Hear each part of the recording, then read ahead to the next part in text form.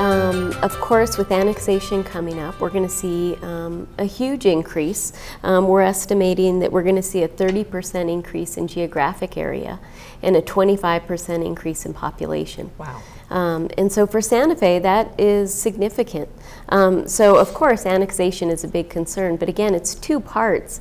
The city of Santa Fe is staffed with 5 fire stations. And so with that staffing, we haven't seen any growth to our fire department in over a decade. And a decade ago, that growth was only 1 fire station, an additional.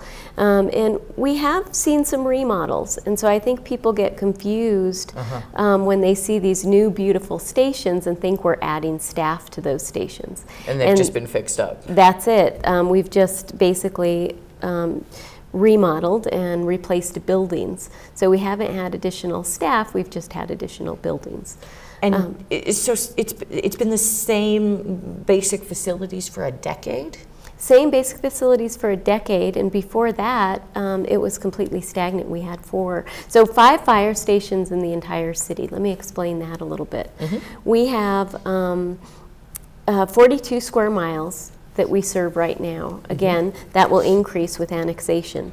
The 5 fire stations are equipped with an engine, which is a fire truck, and an ambulance at every station. And 1 station in the city has a heavy rescue truck. So those stations are responsible for responding to all 911 calls throughout the city. Last year, our estimated call volume was 14,000 calls. Wow. So we're busy. Yeah. We're very busy. And so with that increasing every year, with a 9% increase every year, we're having a harder time meeting the demand. And we have a map of those, I guess, diameter, the circles covered by those 5 fire stations and the proposed one that would be funded through this bond.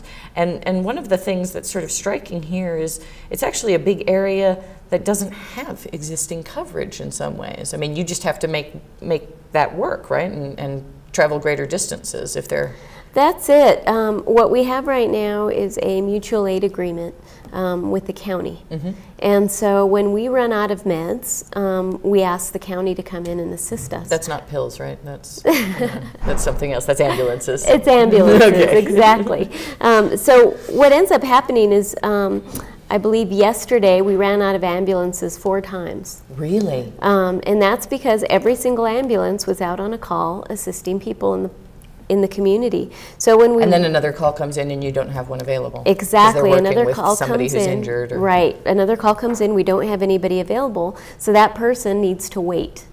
And basically those people just back up until we can get there. Well, life doesn't wait. Yep. Especially, you know, heart attacks, strokes, all those things you need to get to the hospital immediately, if not sooner.